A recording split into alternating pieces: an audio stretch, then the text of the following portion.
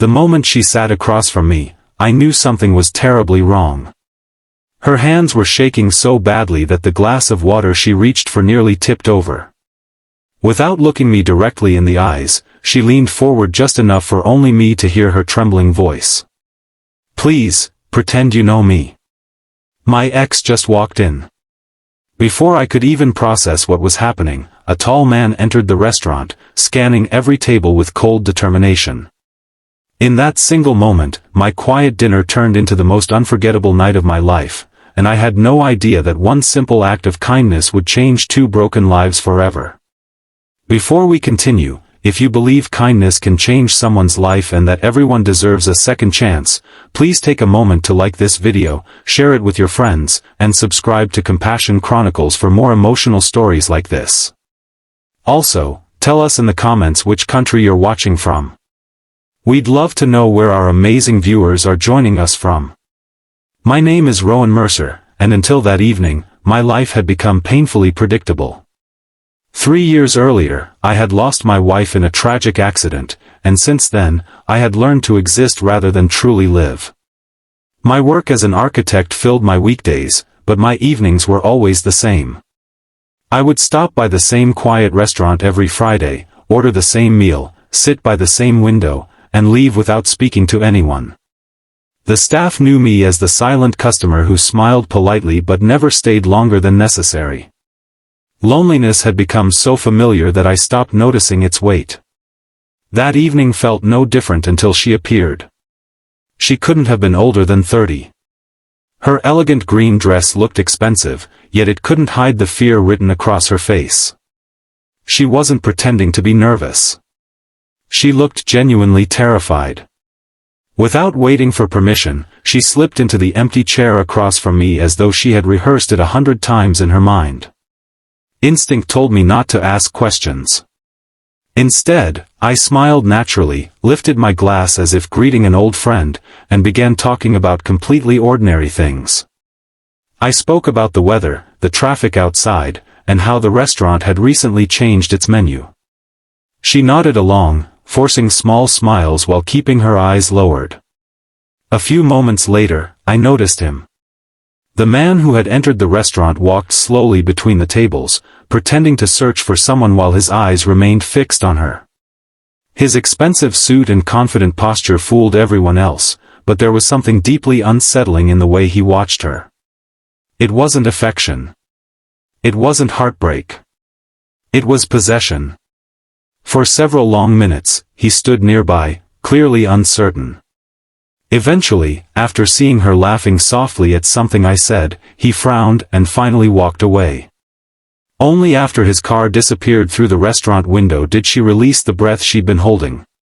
Tears filled her eyes before she quietly thanked me. Her name was Serafina Vale. Over coffee, she shared pieces of a story she had hidden from almost everyone. 2 years earlier, she had fallen in love with a successful businessman named Victor. At first, he had been charming, generous, and protective. Slowly, that protectiveness became control. He decided where she went, who she spoke to, and eventually isolated her from nearly everyone she loved. By the time she realized she was trapped in an emotionally abusive relationship, escaping felt impossible. Months earlier, she had finally left him. But Victor refused to accept it. He never threatened her directly. Instead, he appeared unexpectedly wherever she went. Restaurants. Grocery stores. Her workplace. Even outside her apartment. There was never enough evidence for the police to act, yet his presence reminded her daily that he hadn't truly let her go. That night was the first time she had asked a complete stranger for help. As I listened, I realized something painful. While I had been grieving the loss of someone I loved, Serafina had been grieving the loss of her own freedom. Different wounds, but the same loneliness. When we left the restaurant, I walked her safely to her car. Before driving away, she smiled for the first time that evening, a genuine smile untouched by fear. I honestly believed that would be the last time we ever saw each other. I was wrong. A week later, she appeared outside my office carrying 2 cups of coffee. She simply wanted to thank me properly. We spent an hour talking, not about Victor, but about books, music, childhood dreams, and places we hoped to visit someday. For the first time in years, I laughed without forcing it. Our friendship grew naturally. There was no dramatic romance. There were simply 2 wounded people discovering that healing sometimes begins with having someone who listens without judgment. Weeks became months. Serafina slowly rebuilt her confidence. She started painting again, something Victor had convinced her was a waste of time. Watching her create beautiful landscapes reminded me how much talent fear can hide. Meanwhile, she gently encouraged me to step back into life.